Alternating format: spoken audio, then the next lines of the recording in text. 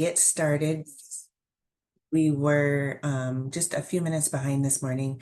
I want to take an opportunity to introduce our presenters here this morning. Welcome to the Positive Indian Parenting review of our Positive Indian Parenting curriculum and its application for Washington State tribes. I'd like to introduce Chanel Squally Jansen and Tara Raynon. Tara, am I saying your last name right? Oh, good. I was very worried and I was practicing in my head for No, you days. did it. Okay, You did good. great. Thank Thank you. you. And so, again, just in the interest of time, I'm going to just pass it right over to you all to get started. Okay, great. Thanks. Awesome. Thank you. Chanel, do you want to get started? Yes, Introductions? share my screen here. Let's see. While you're doing that, I'm gonna also just, the other part I forgot about from yesterday, we have a chat manager. So any questions that are put into the chat, we'll keep track of those and we can ask you at the end if that works for you both. And for all of our participants here. And if there's any technical issues, we have a room host that can handle that too and help you. Okay. Okay, how's that look? You can see it, Tara? Yep, looks good for me. You want to go to the next slide? Yep.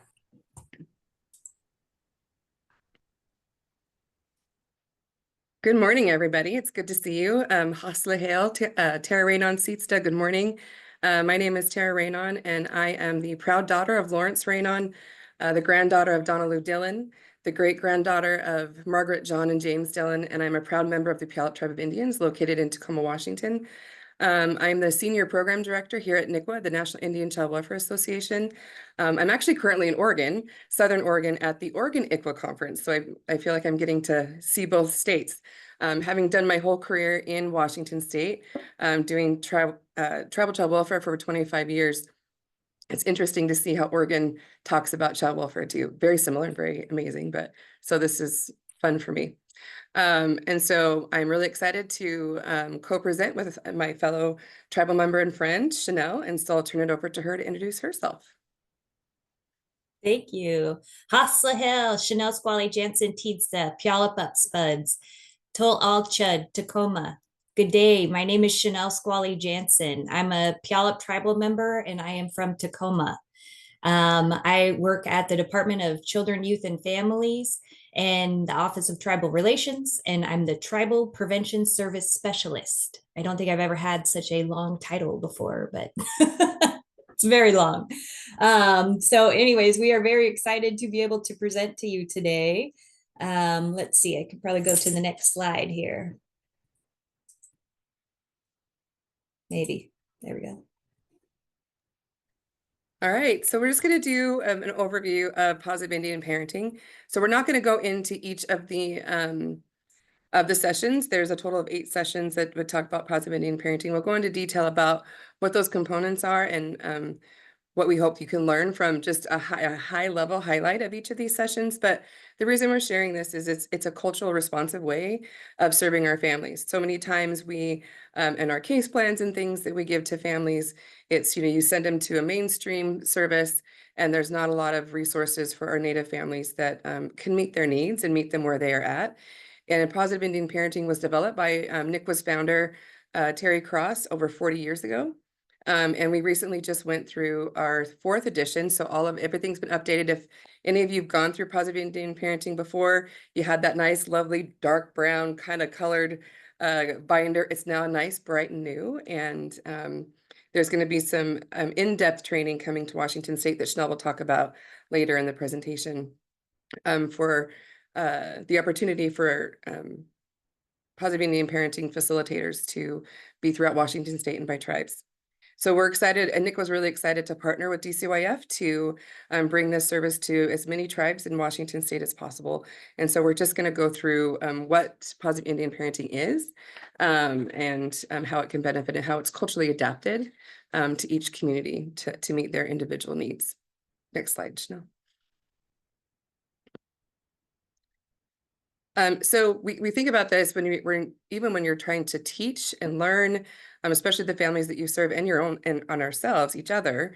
We like to look at it this way. So imagine that you bought, I always think of this of IKEA. If you can survive putting something together from IKEA, hands raised to you, because it drives me nuts. I can't stand it. But you get something, you buy something and you open the box and it says some assembly required. So I can't see everybody, and I don't know if people can do emojis or whatever that is. But just by a raise of hand, or you can raise your hand, you can, however you want to do that. How many of you, when you first open that up and you see that statement that says some assembly required, do you do what it says and you read the instructions from start to finish? It always says read thoroughly before you begin. So Aubrey and Amanda and Cassie, looks like a lot of folks.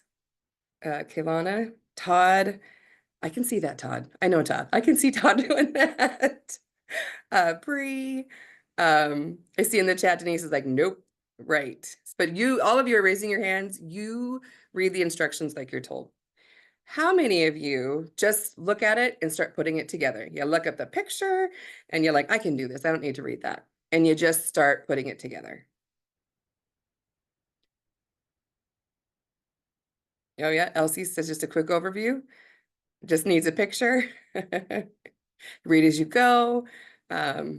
Right. So we've got a lot of different ways. You skim. Kendall, I'm you. I'm a skimmer too. How many of you phone a friend? You're like, okay, now this is too much. I'm gonna phone a friend. I usually ask a friend to do it. That's my go-to. Depends on my mood, right? I am the friend. That's pretty much too, right? Cassie says I usually need directions for the directions. That's true too. Tag my husband. That's true. And then how about this last one? Some of you who puts it away and considers other options. Like, nope, can't do it. At least I don't see many of those. I have a set of shelves that I have that I still haven't put up, and I've had them for almost 2 years now because I can't figure out how to put them up. So till I can phone a friend to come do it for me, they're probably going to sit there on the floor. So you go to the next slide, Chanel. So we look at this as adult learning styles. Like, this is how we think. This is how we learn. Is we do it from many different ways. We either look at we read all the way through. We're one of those people who's a learner who likes the lectures, likes the visual aids, and and wants to sometimes have the information ahead of time. Some they need that piece of doing it. They have to practice it. They have to plan and do some exercises to have some application to it. They need to feel it. They need to hear the stories that evoke emotion, so that it just kind of brings it home for you. And then others want to watch it. They want to watch a YouTube video. They want to watch something that really brings that home. And so Positive Indian Parenting, the curriculum, was developed with these types of learning styles in mind, because we know, especially for Indigenous learners, for Native American learners, we learn from doing, we learn from watching, we learn from storytelling. Our traditions have been passed down in this way. And so our Positive Indian Parenting curriculum was developed with this in mind.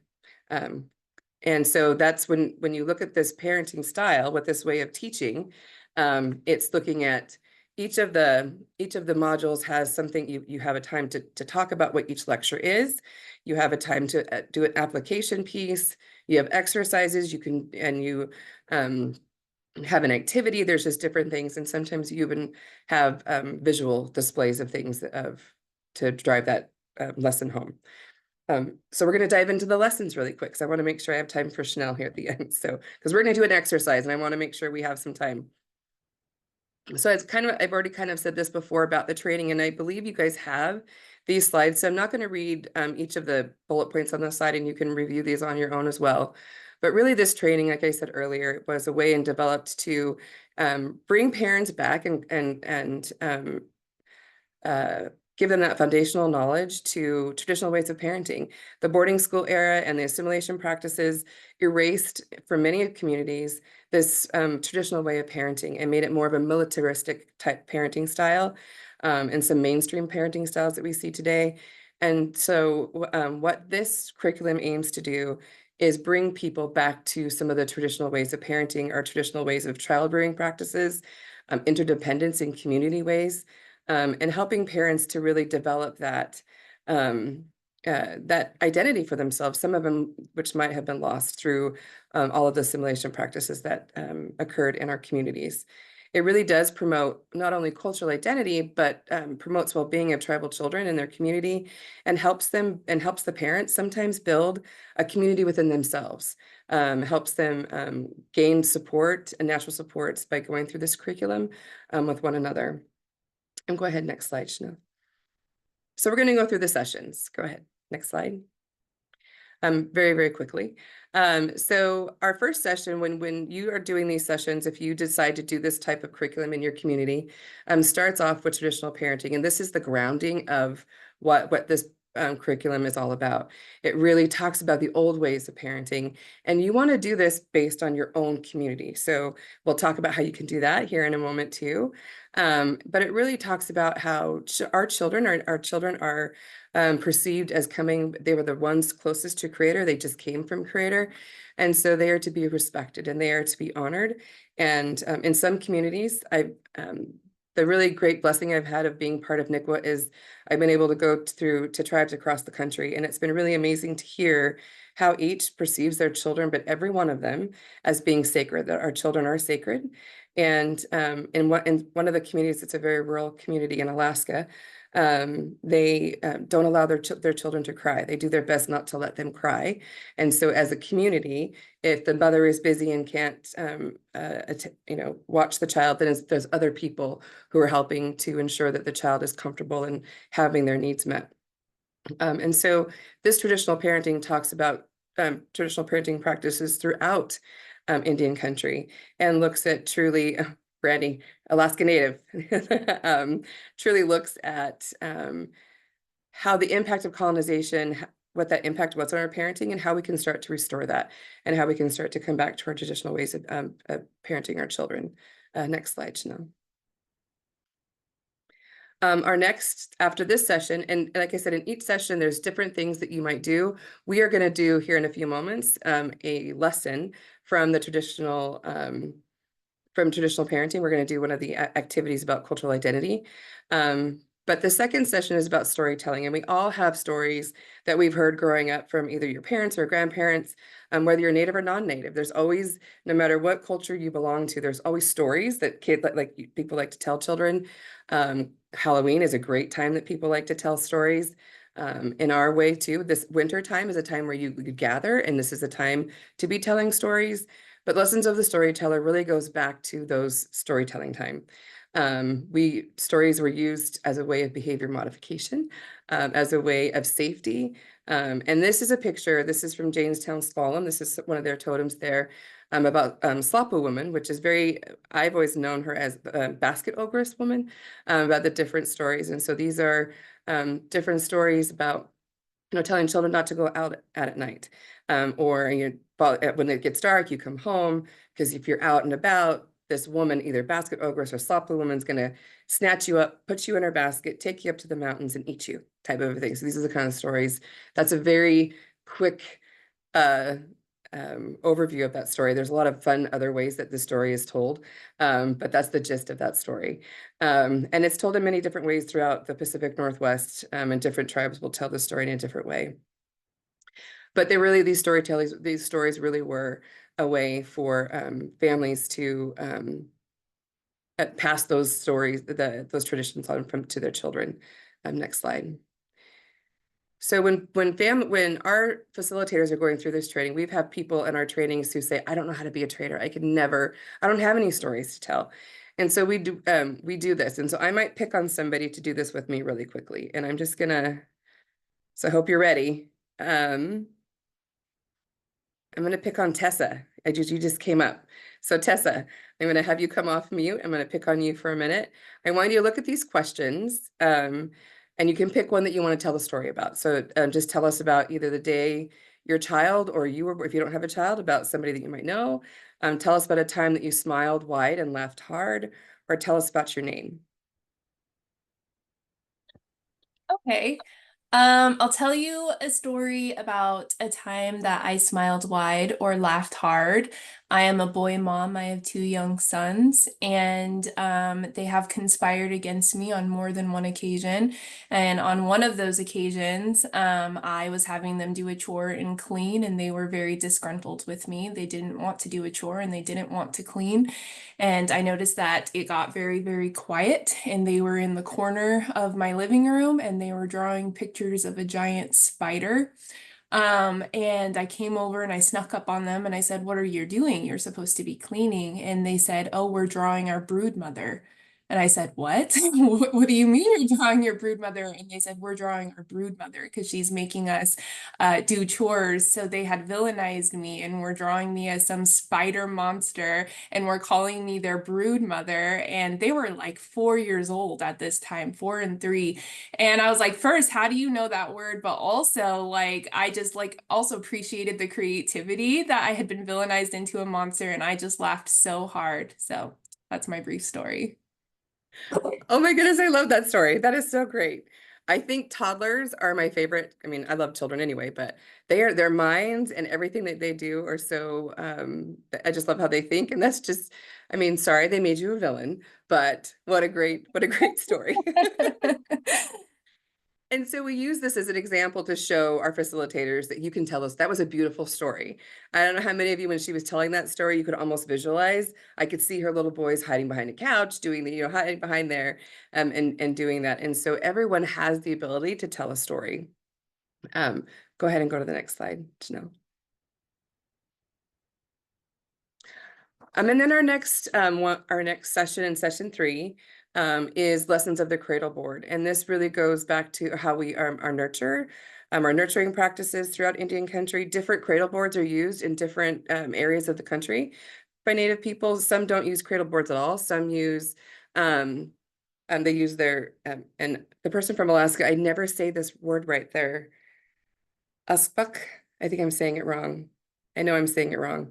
But they use their clothing sometimes as a way of wrapping with them.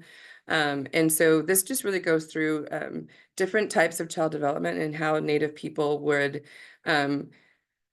walk through that. And it also helps, you'll sometimes find in these that parents feel like they didn't have that kind of good nurturing start to their lives. And so one of the things that we also like to say is that positive Indian parenting is not therapy, but a lot of things are going to come up in your sessions that really show the parents what they were missing. And this is a way of not wanting to, yes, I didn't have this, I didn't have that, but we know that many of us didn't have a lot of these things. And so how can we start today to have a better future for our children? And what are some things that we can start to do today to start doing these things for our kids?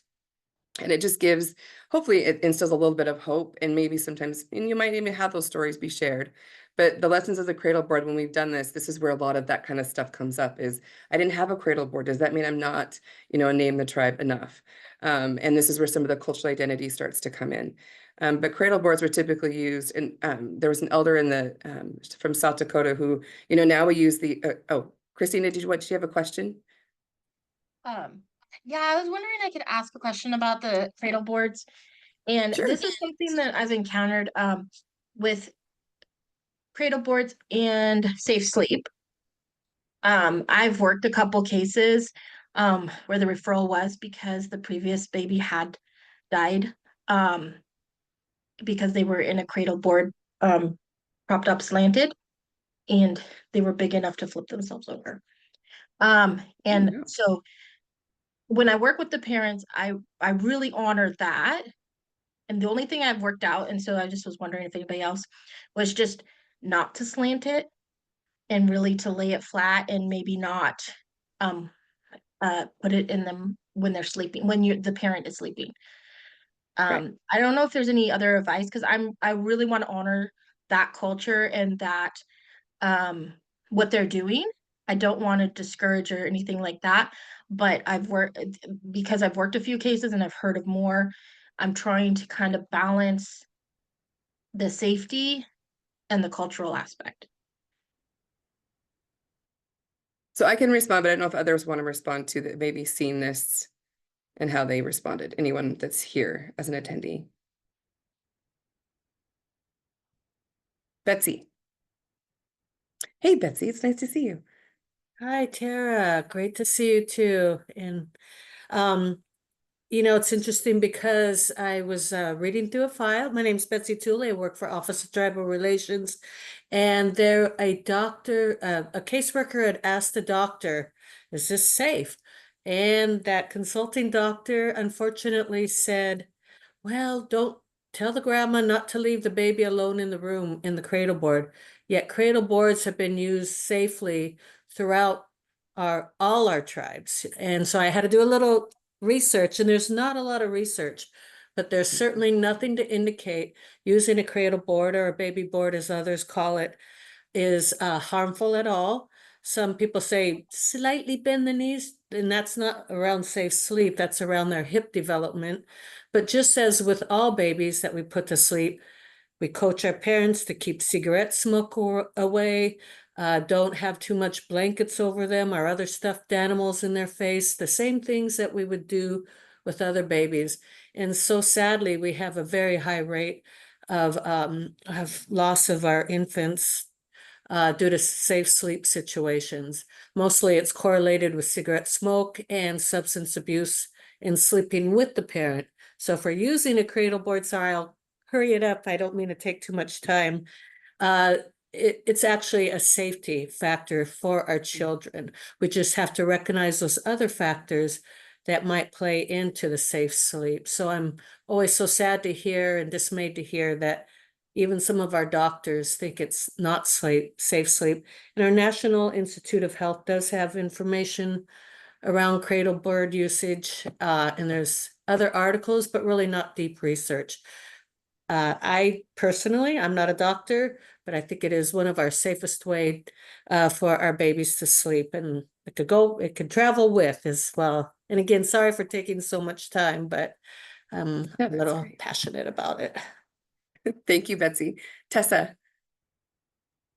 I just want to reiterate what Betsy said. I facilitated positive Indian parenting, but also was an in-home service provider for about 8 years in a tribal community. And with that, we actually encountered this issue quite a bit, where parents were learning in positive Indian parenting, like, oh, I want to use a cradle board or a moss bag or some sort of traditional infant wrapping method. And then they would have an investigation in place, and they're often receiving in their health and safety visits the input that was not safe. And so as an in-home service provider, we created safety around that. So as we mentioned, we're not having it tilted, we're having it that we don't have anything around the baby. We're following safe sleep practices while the baby is still in their cradle board. And I found that moss bags were kind of like a good in between, because there was a lot more flexibility and mobility for those hips, and it was more like being swaddled. So in those situations, if a parent was really nervous, then we would talk about the possibility of utilizing a moss bag instead of a cradle board and what that might look like, or traditional swaddling practices. So I think that there's ways that we can create safety and ensure that safe sleep is being met while also respecting those cultural practices. And some of it also is educating social workers in how that is happening and what that looks like as well, because a lot of the time they're doing their job, they're trying to keep children safe, and they just don't have the information on the importance of traditional practices and how it can be safe. Absolutely. Thank you, Tessa and Betsy. You answered that beautifully, what I would have said as well. And that I think what we also encourage folks to do is, especially if for the parents, when you're doing this one, is you're talking to your elders, you're talking to those who practice cradle board, that they're doing it in the safe practices. So putting it in the middle of the bed, never tilting it, all the different things, and truly following those traditional ways to keep them safe, because that was our babies were always safe. And it was a way for mothers to never have their baby alone. They could carry them wherever they were. And so it's, again, going back to those traditional practices. Thank you. That was a really great discussion. Thank you, everybody. Perfect, thank you. I feel very validated about that, because I'm an in-home provider. That's what I'm doing. And Yeah. that's what my thing was, is just to lay it flat. So yeah, that helps me, because I'm always like, I want to really honor this, and that's why I wanted to ask, so that I could get that feedback and see if I was on track. Yeah. That was a beautiful question. Thank you so much, Christina. Next slide, Chanel. So we go from the cradle board to harmony and child rearing, and how we can create safe spaces in our home. One of the things an exercise we talk about is, think about a 4-year-old who needs to, they go potty and they need to wash their hands. How do they safely get to the sink? And so you'll have parents talk about what they can do in their home to make things safe. So it might be, having a little stool so they can wash their hands safely, having, there's all things you can do in your home to bring safety into your home. But we also talk about setting those clear expectations and teaching responsibility, not just for the parent, but for the families as well.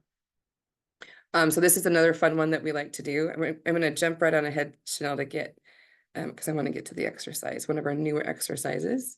This is, then we also, session 5 is about traditional behavior management. So this is more about discipline. I will say this is one that we usually have a little bit of we have stronger discussions in this session, I think, more about what discipline looks like. And discipline across Indian country can be very different when it looks like from a traditional way of parenting children. So in some communities, it's you're going to go talk to your auntie or uncle if you're not being, I'm going to call auntie so-and-so. In our family, I'm the auntie that lectures, but I don't lecture as much as my older brother does.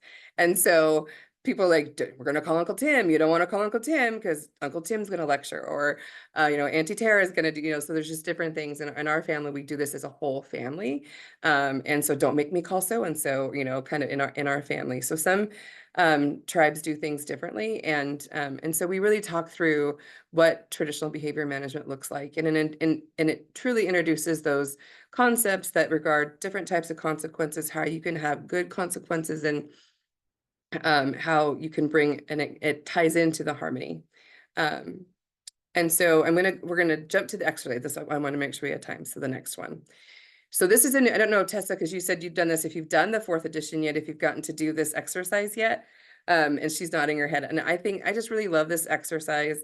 And so we're gonna walk through it really quickly. And so go ahead and go to the next slide, Chanel, and then I'll ask the questions. So I don't know if you guys have this handout, but if you don't have a piece of paper in front of you, you can draw a tree, because you're going to do some of this in just a minute. And so this is what we call, this is the cultural identity tree, and it really helps to explore your own individual identity. As I said, many people, many of your parents, even ourselves as tribal members, if you're a tribal member, we've gone through various pieces of our cultural identity of how we've gotten to where we are. And some of us are still on that journey. And so this tree really helps families kind of get grounded about where they are at on that journey of their cultural identity, and talks about, it's how they can use that identity to become stronger parents. So the root section, as you can see there at the bottom, these are the origins. These are our connections, our teachings, our values of our cultural identity. This could be our pride of who we are, or maybe that's what's lacking. There might even be something where somebody's saying, they might have had a lot of shame attached to their cultural identity, or they might have had a lot of pride attached to it. It's the physical land, like the reservation or their home or their wherever they might live. And it's to the teachings, whether it's they always felt their grandparents' love, or or maybe there's some historical trauma attached. And it's also the spirituality and the traditional practices. So that's the roots. Those are the things that are underneath that you don't always see. Then that trunk piece, that's our family relationships. It's our life ways. It's how we celebrate. It's how we, how do you as a family or a community honor grief, loss, birth, namings, girls getting their cycle, and what does that look like? How is that honored and looked at in your community? It's about our humor. We all know that, we all know, I think most natives have a really fun, sometimes if you're not, sometimes seems inappropriate sense of humor, but we like to laugh. It's we have good humor in our stories. So that's that trunk piece, and it's our social supports. And as you see, there's some things here that shows you some of the pieces of this of the trunk section. And then the leaves and the branches, those are the things you outwardly see. These are the things that somebody can see as they're, if they were passing you by. These are things that are outward. These are our powwows, our canoe journeys. These are our ceremonies, what our names are, how we introduce ourselves, our language, and hearing us speak. It could be, we see this big resurgence in ribbon skirts and the way that those are a reflection of our identity, the way we dress, our drumming, our songs, those kinds of things. So I did that really quickly. So hopefully you have this on your handout so you can see, because I'm going to have you go to the blank one. So if you have this one, that you can go to the next slide, Chanel.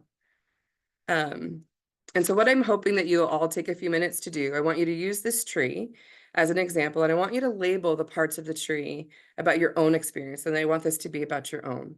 And this can be whatever cultural identity that you identify with. And so, looking at the roots and the trunk, and just put some identifiers here for yourself. And I'll give you a few minutes to do that.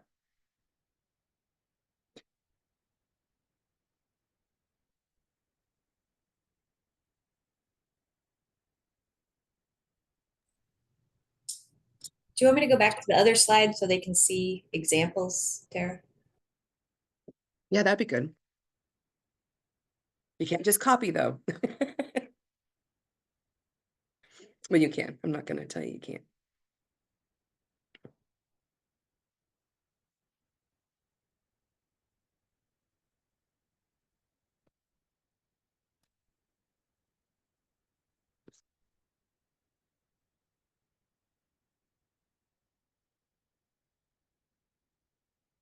Okay. So has people gotten to put a few things on there? I'm going to see if heads are nodding or thumbs up.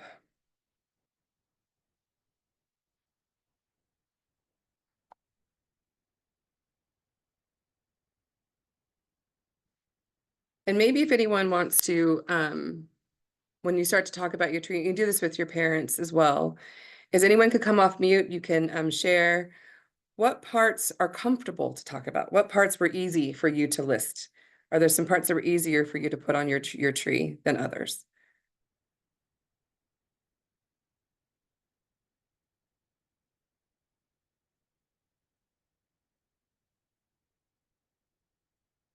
So I do, Terry Cross does this in trainings. If you don't talk, he just randomly calls on you. So be ready for that. Anyone want to share? I will. Okay, great. So for me, the positives, the healing, those were easier for me to identify than the any of the trauma or bad experiences in childhood. Yeah. So like that next question is what parts were hard, right? And some of those other things are harder. Exactly. And does anyone want to share what feelings came up when you were doing this? Was there something that you thought that you're comfortable to share?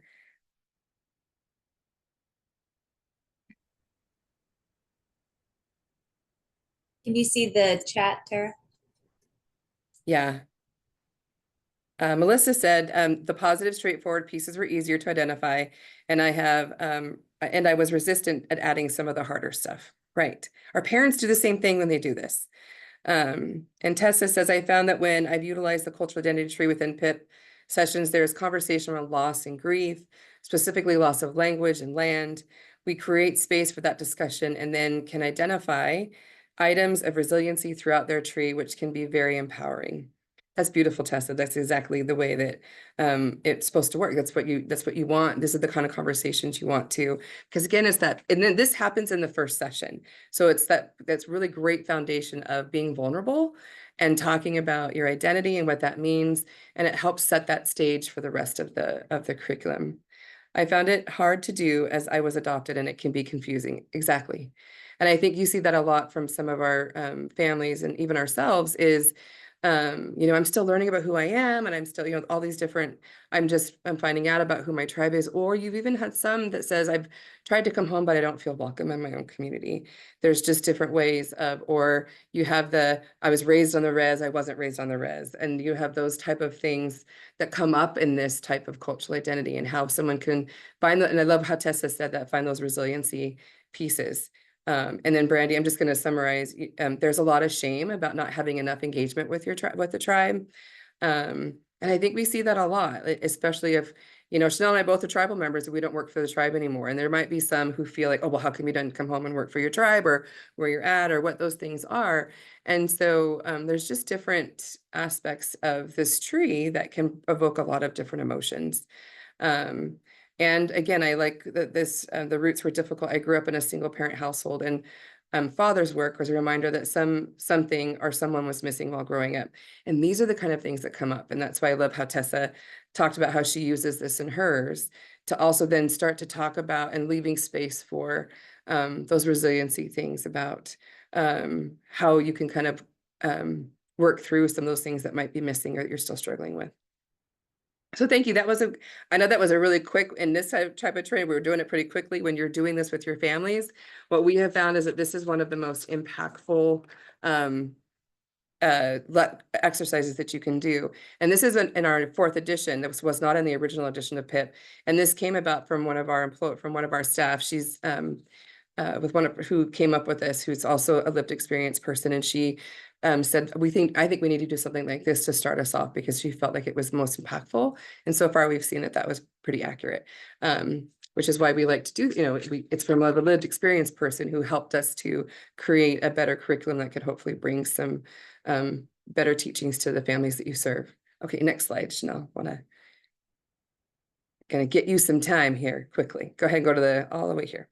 So I'm just gonna fly through these and just tell you what the titles really are. I'm not gonna go through them at all. But session 6 talks about lessons of Mother Nature. So it really talks about our connection to nature, how you can use those times to do parenting. And what different your family principles and your values, and sometimes they're creating those right then because they might not know what those are. And so as they're going through this parenting course with you, they're starting to identify what those are. Maybe they didn't have them, and how they're going to create some for their children today. Go ahead and go to the next one.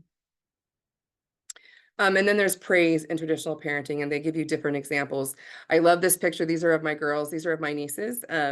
And we are, they're starting to learn how to make fry bread with me. So this is us making fry bread. It was for somebody's birthday. And I'm really the only one in our family who knows how to make the fry bread, but I'm trying to teach it. I'm not getting any younger.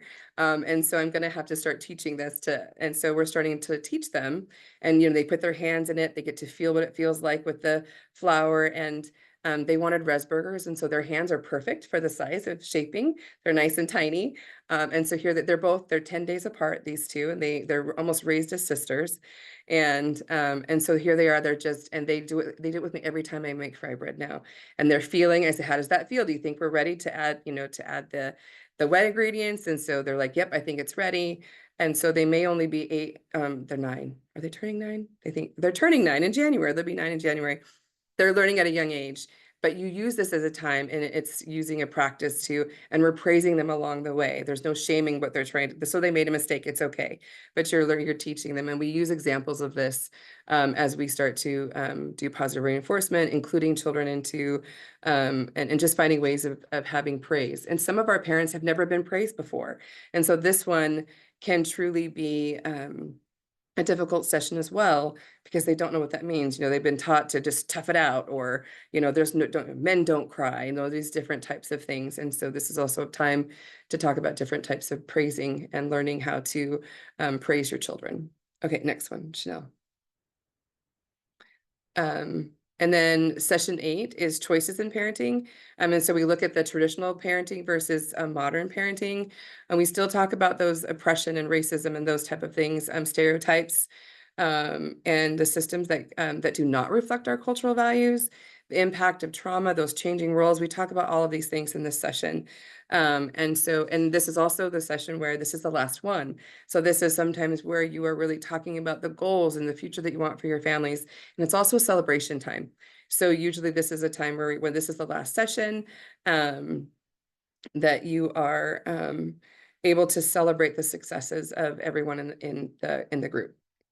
So we're going to now go through, next slide, the 4th edition update. So these are the ones that we adapted, and this came through COVID. Positive Indian parenting has always been done in a group setting. But now we've been able to adapt it to be in several different settings. So you can do one-on-one there's a whole section on how you can do this from a one-on-one delivery. And we found that this is in some parents just don't do well in a group. This also, I think, goes back to the grassroots of getting out of your office and going to the families. You can do this in their home. If they don't have a home, you can do this in a car or a park, use a community space, but this really allows for that adaptability to truly meet our families where they are. So many times we do things, it has to be done this way. It's always been done this way, and it just doesn't work for our families. And so it's a way, this curriculum is a way to just truly adapt it to the person you're serving, to make sure that they are having the greatest opportunity to be successful. And it one-on-one doesn't mean it can only be them. Sometimes it's the whole family as a group. Maybe you're doing it in their home with their grandparents, their friends, because sometimes maybe they're really nervous. There's a lot of trauma having somebody from the outside coming into their home. And so maybe they have somebody, a trusted community member that can be that bridge between you and them to help them feel more comfortable about going through this process with you. And go ahead and go to the next slide. And so this is all here. I just kind of said all that, you know, you're really just adapting it for them. So you can go to the next slide. But there are some challenges, of course, that you need to be aware of. Maybe there is some confidentiality issues. Maybe if you're doing it in the home, there is some concerns in the home. And so always trying to, as a trainer, kind of find out what all of those things might be. Their capacity to understand, confidentiality, maybe what their trauma is. And maybe you really do find when you're working with them that being in a group setting is better for them. So you might be able to do a group too. So just being able to also, as a trainer, be adaptable to the needs of the person that you're serving. And go ahead to the next. You can probably go to the next. Yeah. Go. We have a duplicated slide for some reason. Sorry. There you go. Go ahead to the next one, Chanel. So we also have virtual. So right now, NICWA is participating in a pilot project for positive Indian parenting to become an evidence-based practice. Right now, it's evidence-informed, but we are currently doing a national. Right now, it's in Washington and Oregon. We're using. We're actually providing positive Indian parenting to parents as part of this national study. And as we go through the research and all of that, then we should be done with this first part by the end of this year, beginning of next year. And then we'll start looking at going to national. And then once we can get the evidence-based, we'll be able to move on and have this to be evidence-based, which then for all of you, that's something that is easier to be charged, easier to get funding for, to be offering an evidence-based practice. But which slide are we? I think can you go back, Chanel one? Go back another one. Okay, no, yeah, go forward, sorry. So this is just talking about the virtual aspect of it. So we currently offer, we're doing for this evaluation, we're doing it from a virtual standpoint. And so obviously there's a lot of advantages that you saw the previous slide to doing this, in that you can truly meet families where they are at, and you can do it a virtual lens there, but there are some challenges, of course. It's harder to have real good engagement. Sometimes attendances and being in front of a screen for a really long time can be hard. So being, I'm sure some of you have been on this training on a screen, so I'm sure sometimes it gets to be really hard. And so just, and it's harder to really talk about those triggers. When we just did that culture tree, I would have loved to sit, if we had more time, we could really dive into some of those conversations that were happening in the chat. Harder to do sometimes in a virtual setting than in being with somebody in person, being in their home, being with them in a group. So there are some challenges, but it is a way of, again, meeting our families where they are at. Some families cannot make it in. They might have transportation issues. So again, this is the way that we adapted it was for families to be able to use this in any way possible. There's a tribe in New York, the Tuscarora tribe, who during the pandemic redid their entire PIP curriculum. They changed the names, they changed things to be specific to their tribal community. But they did it all in virtual because at the time they couldn't be anywhere. There was a lockdown. And so they continued to meet their families where they were at by adapting this curriculum fully to a virtual setting. Go ahead, Chanel, go to the next slide. And yes, Stanley, it really can. That's why the evidence-based practice can definitely be a trigger. And which is when I think that's why we haven't gone to this place yet for many, many years about being evidence-based, because whose evidence are you looking at? What are you truly looking at when you do that? And so, but one way we felt is that this would truly help more families get access from different states across. I will say Washington State has probably done the most work to allow for tribal best practice rather than evidence-based, which I have not seen that in any other state. And so I would say that Washington has come a lot farther, which is what I'm, as a fellow Washingtonian, very proud of. And I toot our horn every time I go to another state. Here's some other, just really quickly, some tips and strategies. Really trying to be as engaging as you can when you're doing virtual, making sure that they have the actual that they have a system to watch it with, that they have internet, that they have a connection. If your program has the ability to help get those things for them, making sure you're doing that in advance before you get started. Okay, next slide. I'm gonna go ahead to the next one. We're gonna fly through these ones. So local adaptation. One thing, because you're looking at if you want to stay within Fidelity, stay within with the curriculum as it is. Throughout this new 4th edition, you'll see some that say to stay within Fidelity, do this practice. But you don't have to. If you're not concerned about staying within Fidelity, which is the Fidelity piece is for the evaluation piece for being evidence-based. If that's not a concern for you, you don't have to do that. You can do any of the exercises and things that you'd like to. But this is one way you can stay true to the curriculum itself and adapt it to your own community. I've seen several, like I said, the Tuscarora tribe has completely changed each name. Each title is a different name. It means like traditional parenting, but they use it a name that means something to them and their Tuscarora community based on their historical experiences.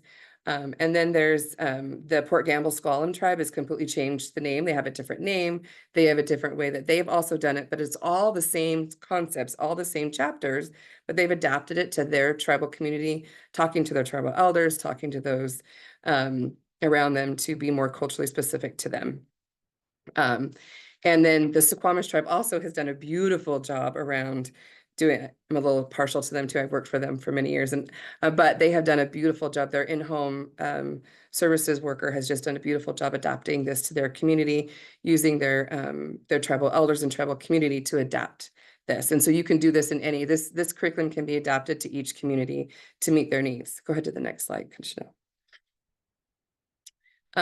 And so these are some of the things we just talked about. And the best way to do that is to truly do some detective work, find out how each of these chapters can be adapted to that community.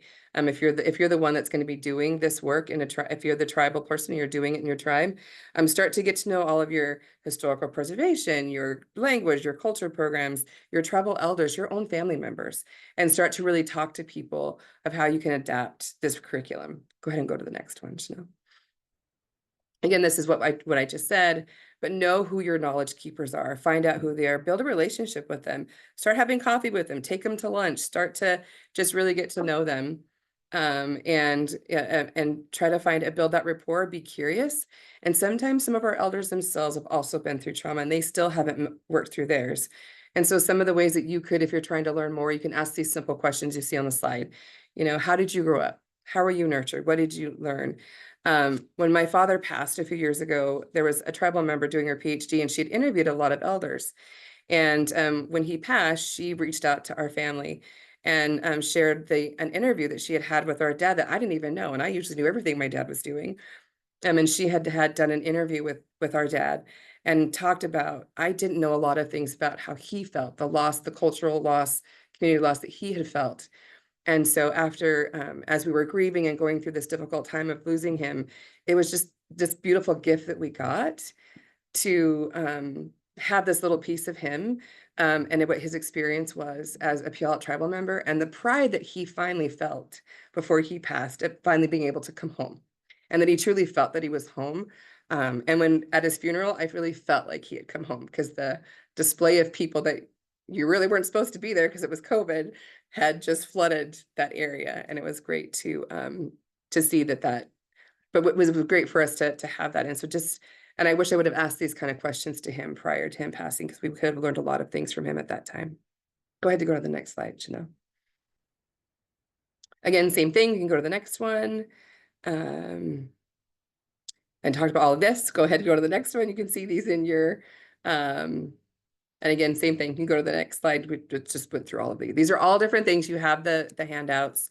And then the evaluation piece, we're not going to touch on this too much, but this is part of, but it is always good for you when you were doing these, just to find out how, if you do these how did it go before? What does it feel after?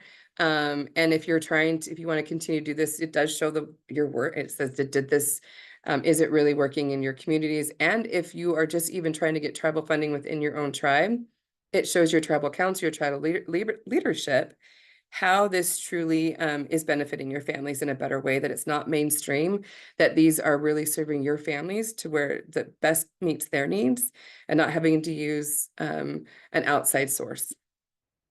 So go ahead and you can go to the next two. And this is actually, I'm going to turn it over to you, Chanel, because we just talked about that too. So, and so I'm going to turn it over to Chanel. I'm sorry, I can't do your slides for you, Chanel. You have it. So I'm sorry.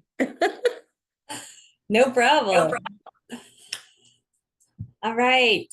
Hi, everyone again. I'm Chanel Squally Jansen. Happy to be here. Thank you, Tara, for that presentation. So I'm going to be talking about culturally specific prevention services for Native families in Washington State. And the reason that we're including this in this slide is because positive Indian parenting, it can be one of those specific services that we're offering. So here, let me do my slides here.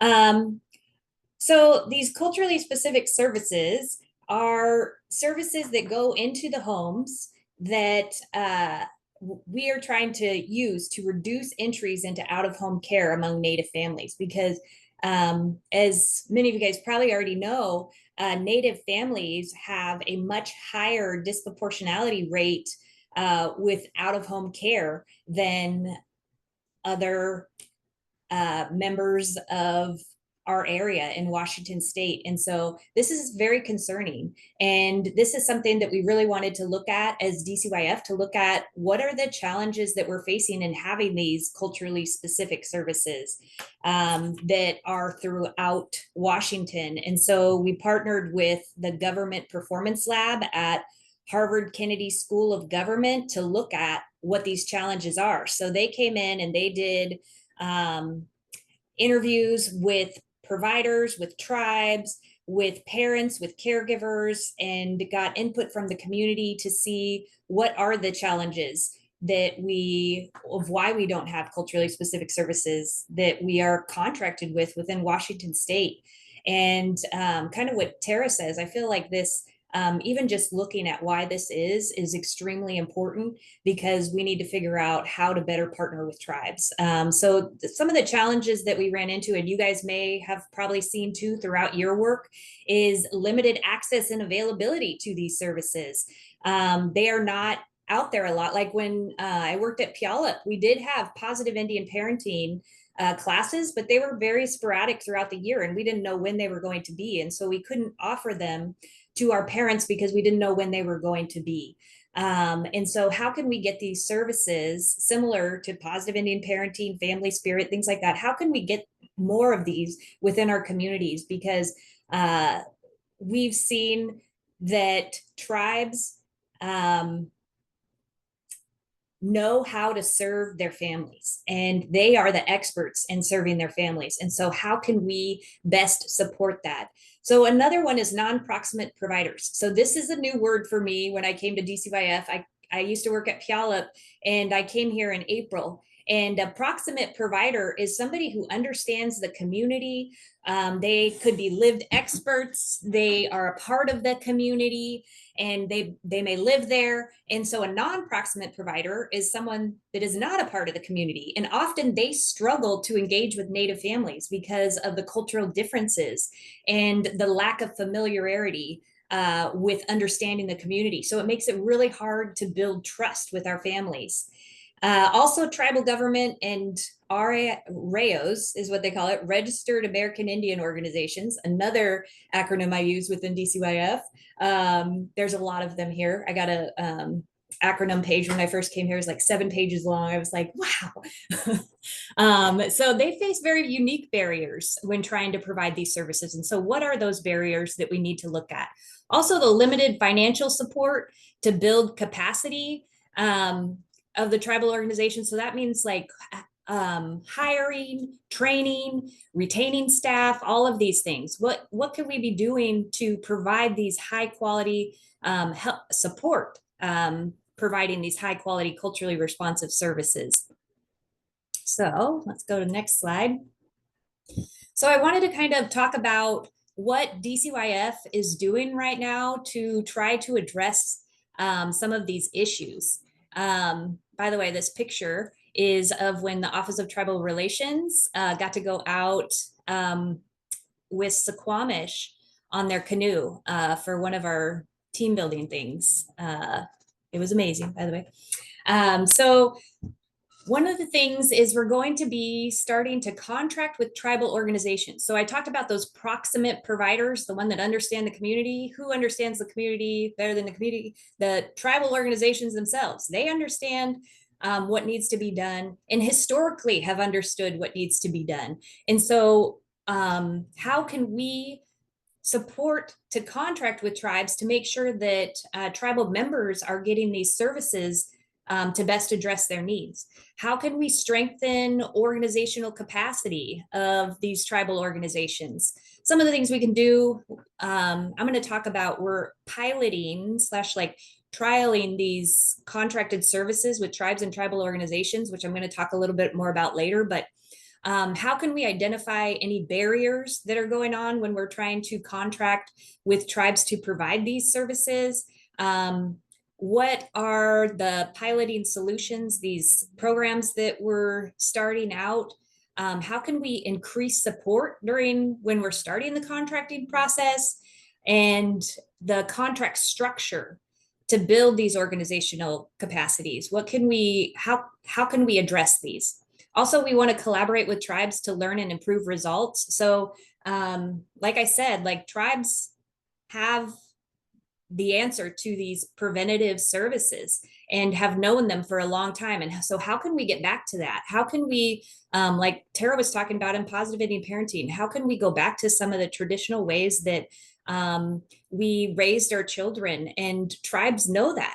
And so what can we learn from them, from some of their successes that they've seen in their community to do throughout their community? And then we want to facilitate this learning that DCYF is going to learn from the tribes on what they're doing and how we can best support that. What can we do to change and eliminate some of the barriers for providing these services? And then we want to document these learnings, because eventually we want to expand these services to all of Washington state.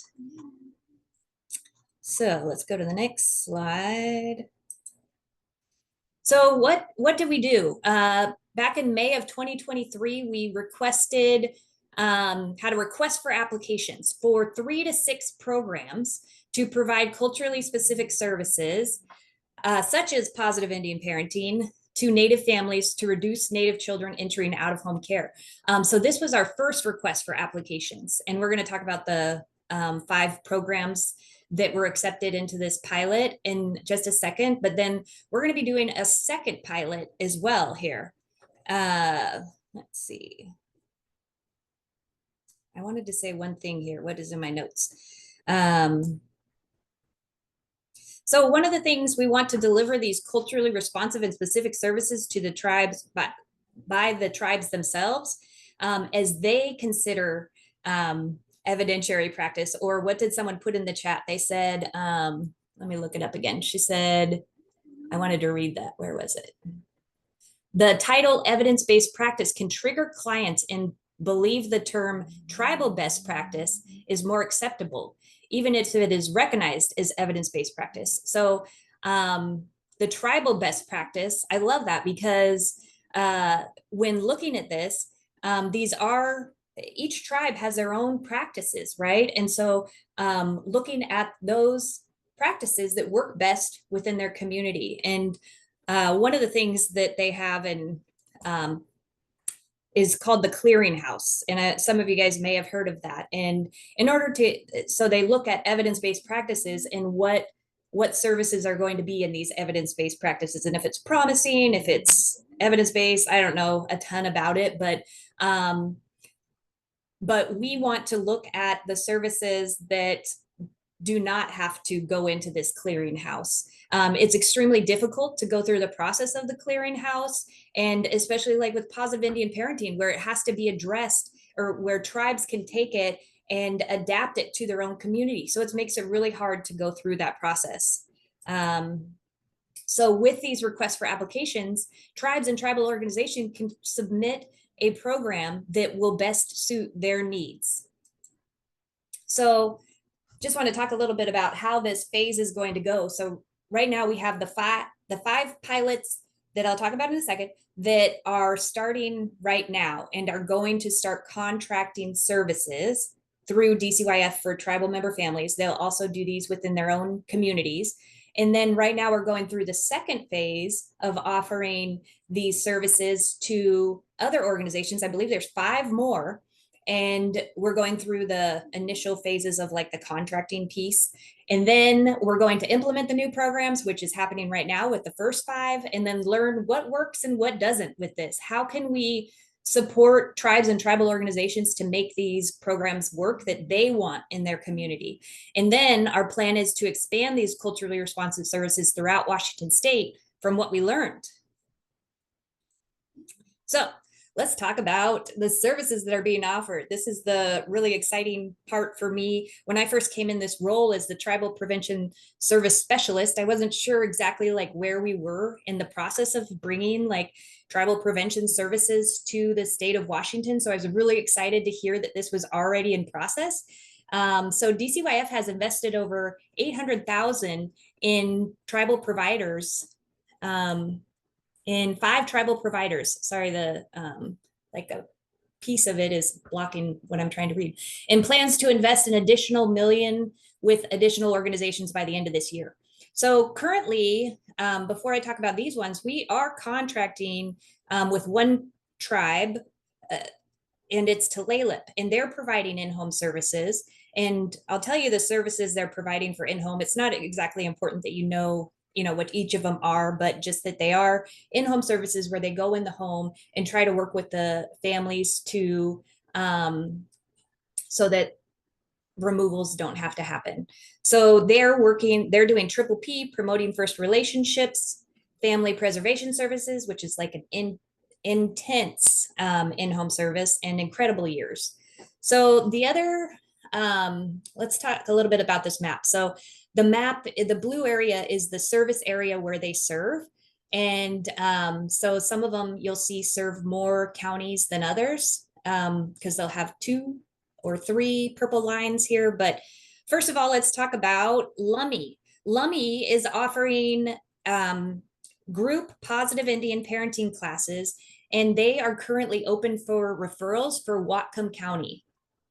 And then Tulalip, they're going to be offering a positive Indian parenting / Triple P hybrid thing service for their tribal elders who are raising teens, because they saw in their community that this was a huge need. And so this is where they wanted to do their services. And that's going to be for Snohomish County. Next, we have Quinault, and they're going to be offering in Credible Messengers program, which is like a wraparound therapeutic service for families who are either child welfare or tribal wellness court involved. And they are going to be offering it to Grays Harbor and Pacific County. So the next one, which is actually the people that are presenting at the session B is going on right now, Hummingbird Indigenous Family Services, which I'm just learning more about this year, and I am so excited about the things that they're doing. They are going to be offering, okay, I can say this, Pilamakua. Did I say it right, Tessa? Sort of.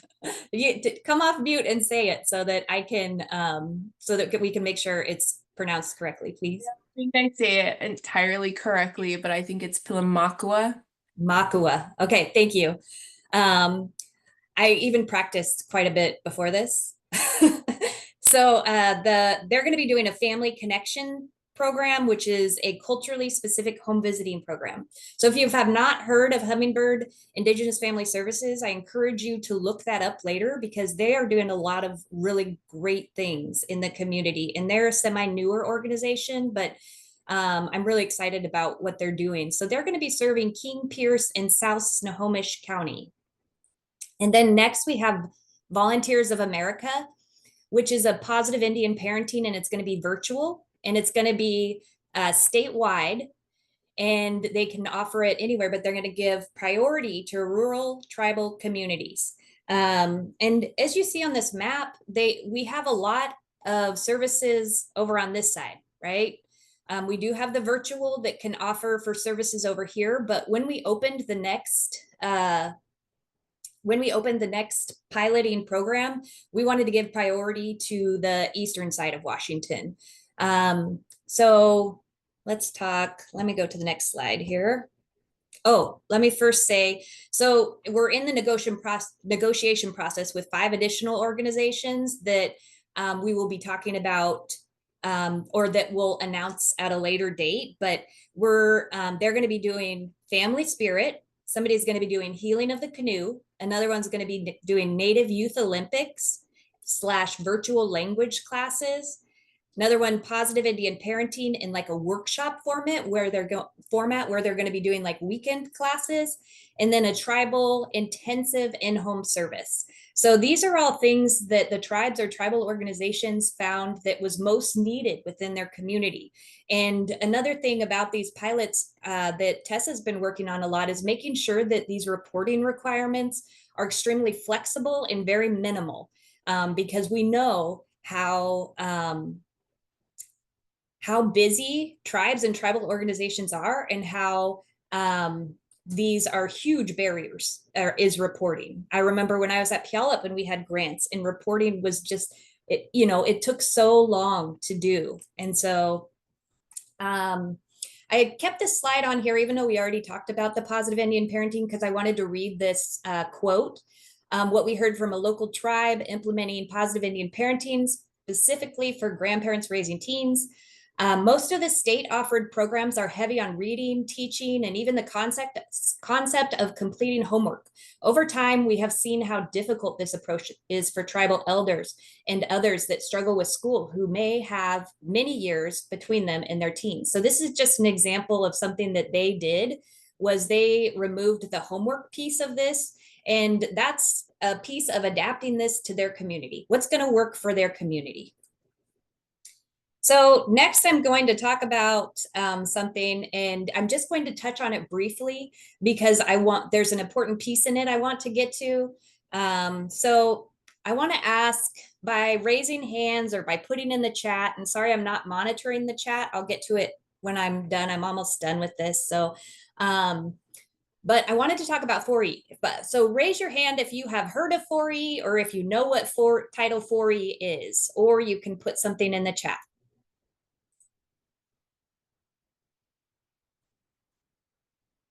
Okay, so there is quite a few of you with your hands raised. I'm way behind on the chat, so I'll have to get to that later. I got into the presentation too much. I haven't been monitoring it. I think it's good, Chanel. Okay, I think people have been talking to each other actually. Okay, great. And yeah, so you're okay. Okay. So Title 4E, you can put your hands down now.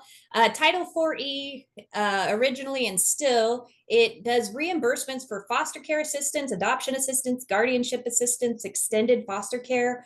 But the piece that I really wanted to address on is this new Family First Prevention Service Act. It's called the FFPSA, another acronym. And this is, we're actually going through and trying to put together the next 5-year plan for what this Family First Prevention Service Act will do. So the Family First Prevention Service Act provides reimbursement to 4E tribes for doing prevention services, such as positive Indian parenting or any of the other ones we've talked about. And so I wanted to put this on here because I think it's important to know that this is an option. And right now, because we're creating the next 5-year plan, we can add in services that your tribe or tribal community may be interested in implementing to make sure that it's in the plan so that it's covered. I'm going to talk about that in a second. I haven't talked too much about my pictures, but this is one of my favorite rattles that I have. I got it at a canoe journey. Anyways. I'm not going to go too much into this one. This is just talking about how this Family First Prevention Service Act is an opportunity for tribal families and tribal members to develop their own prevention services to meet the needs of the family. Just like I talked about before, how tribes and tribal organizations know how to best meet the needs. We're going to try to add the Indian Child Welfare Act requirements to the prevention services, and also the active efforts piece, because that's extremely important here in Washington and hopefully everywhere else too. So here's what I wanted to mention is the flexibility for cultural practices. This is just a new thing that came out this July, I believe, that the Children's Bureau has determined it's not practical for tribes directly operating the 4E prevention programs. I'm not going to read that. I'm just going to say that that this allows for tribes and tribal tribes to 4E tribes, let me get my words correct here, to provide the services that they see as the best practices for their community. And prior to this, they had to be through the clearinghouse, the one that said that you have to be evidentiary based on their determinants, right? And now it's open to tribes determining their own best practices. So that's exciting. So this kind of concludes my piece of this. We're going to go into questions. If you have specific questions about your tribe in 4E, feel free to reach out to me. We'll put our information in the chat. If it's more of a global question, we can answer it here. But if it's more specific to you and your tribe, we'll try to take that later. But for those who have any, this is such a cute picture. For those who have any questions for Tara or I, you can put them in the chat. You can raise your hands. We do have, it looks like 14. Wait, when does it end? Does it end at 50? Or 11 o'clock. It ends at 11. Okay, so we do That's have correct. 14 more minutes for questions. If anybody has any questions in the chat or statements, while we're asking the questions, I'm actually going to put this slide here so you can see our information. And I just wanted to, just for 4E, there are not very many tribes in the country that operate 4E. I think there's less than 20. I think there's like only 16 to 18 of the 574 tribes that actually have Title 4E funding. So I am so excited about this adaptability for 4E for prevention, but many tribes don't have the 4E. And so there's a lot of legislation that's being advocated for. Title 4B reauthorization right now. There's a lot of different things that are happening for those non-4E to also have this opportunity. So my colleague David Simmons is actively in DC, actively doing a lot of things to help tribes advocate for that funding so that non-4E tribes also have the same access, because it's been proven Yes. that tribes have the they can answer best what their communities need. Just wanted to point that out. Yeah, and so right now we have Quinault and Lummi that have active 4E, and then through the state. So, and then Port Gamble has a direct 4E, which is a little different. And they actually have their own Family First Prevention Service Act that they've already implemented, which is really exciting that they're doing. So it looks like we have one question in the chat that I saw. If there's more, I'm sorry, I may have missed it. I think there's a chat manager, but does positive Indian parenting maintain fidelity when tribes adapt the curriculum/program to better fit their unique culture community? Yes. Yeah. It's the fourth edition has, like I said, there's pieces in there Like the cultural identity tree is one that you can use. There's like 2 or 3 exercises that you can use to be more adaptable to your community. And it just says use one or more of these, one with this one or that one, to maintain fidelity. So it really does give you that flexibility. And even that exercise itself can be adapted to the community. So absolutely, it was designed when Terry Cross updated this version, because it is frustrating to have to go into all the little holes to be evidence-based to go into the clearinghouse. We were trying to be as absolutely, or he was, adaptable as and it is. I mean, it can truly be, the communities that have adapted it, if they were to go into the clearinghouse, they would, it would be approved and meet fidelity purposes. Another thing from Brandy, Indigenous practices have been used effectively in individualized care for time immemorial, but are not considered evidence-based due to lack of scientific large-scale study. It is wonderful that tribal entities are able to determine what they know works for their people. Yes, yes. Excellent presentation, and thank you from Betsy. Are there any services being offered in Spokane area? And so Tessa spoke a little bit on this. She said there will be. One of the new programs that's actually up and coming is going to be serving Spokane area. So yay. One of the things I forgot to mention is how to refer to these programs. If you're a tribe, we have a form and you can reach out to Tessa. Tessa, if you put your information in the chat, you can do a referral through that. If you are DCYF, there's a, so DCYF has an intranet and an internet. The intranet is for DCYF people, and I guess there's a referral spot on there. So you can reach out to Tessa also for that.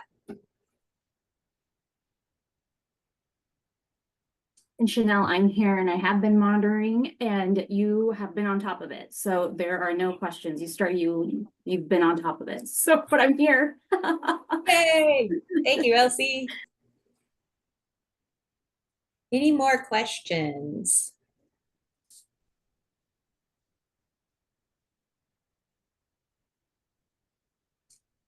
I'm signed up for the PIP training virtually next week, and I'm pretty excited about learning more information through there as well, more detailed information. I'm newer to this field. Yeah. So. Awesome. I forgot to mention, and so I'm glad we have a second, but DCYF is also going to be offering some positive Indian parenting classes through NICWA, or to be able to offer 3 different timeframes of positive Indian parenting train the trainers class. So this would be how to become a trainer of positive Indian parenting. We're going to be doing 2 virtual and 1 in person in the Seattle greater area. We don't have a location yet, but it will be in the Seattle area. So the dates that we have drafted right now, they aren't officially official, I guess I'll say, is for one of the virtual, January 13th to the 16th, March 3rd to the 6th, and then the in-person one is May 20th to the 22nd. So we will be getting out a flyer here soon. And Elsie, will you put a link in the chat at our the DCYF OTR Office of Tribal Relations training page? There's actually a link there to find out more information so that you can be notified as soon as we send out the dates and the registration link, because we only take so many people. We will be prioritizing tribes and tribal organizations. But if you want to find out more information, you can find it on our training page. So is that for staff too? Sorry, I didn't quite understand. Yes, Is that for the staff or? Train the trainers. So it's being able to be certified in the training. Yes, I would love to. Both me and my coworker would, and I put my email and my contact phone number in there. Yeah, we would like that opportunity. Let's see. So if you go, Elsie put a link in the chat, but if you go to the tribal relations, then there's a training page on there that you can sign up, and there's just like a Excel sheet thing to Mhm. put it, or maybe a form to put in your information. There was a question up here, Tara. Yeah, there was Um, a question from The Kat. positive Indian parenting, PIP one, it's like Yes. one down. Yeah, that's the one. There was a question from Kat. Do clients need to be DCYF involved to be referred? And Tessa responded, no, all piloted providers are accepting both DCYF and ICW referrals and community-based referrals. And then we also have a question from Kara. Are concepts of LGBTQ introduced in PIP? If so, what session does it fall under? I don't know that it's like specifically called out in a session, but I can certainly look, to be honest. I don't think it's called out in a session, but they are concepts that can be adapted and they are talked about throughout. But and Tessa, I don't know, you do this too, if it's a specifics, I can't recall if it's a specific session though.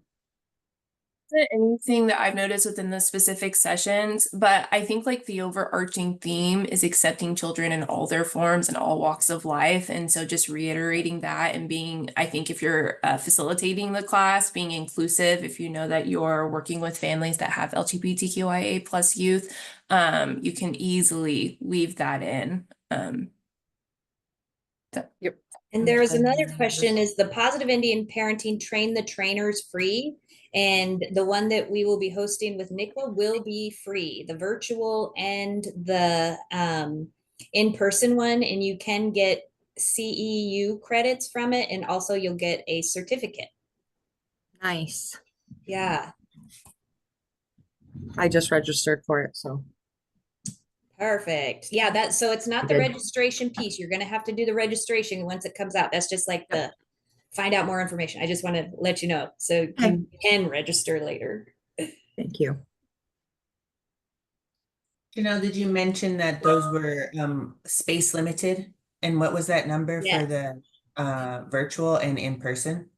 So the virtual was 24 max and the in-person was 32 max people. Elsie, do you have the training page from Office of Tribal Relations? There's like a specific training link. Putting it in right now. Thank you. And then also if someone's able to put, I have the slides up, maybe I can stop sharing and then I can put our information in the chat here. So you can just copy and paste it.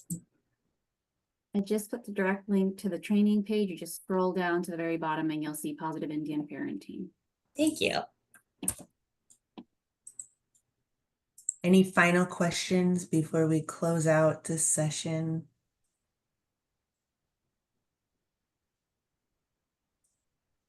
Thank you guys so much for having us. This was great. We had some good conversation and I loved hearing some stories from people. And Tara, you're always such an amazing presenter. Thank you. You too. It's fun presenting with you for the first time. This was fun. Kara and You know- Chanel, the Office of Tribal Relations wants to thank you for your presentation today. It was very informative. I think there was a lot of learning that happened as well as resources provided, which always feels really good, right? To be able to learn about a program, but also have that follow up with additional resources. So this was really great. Thank you so much for your time.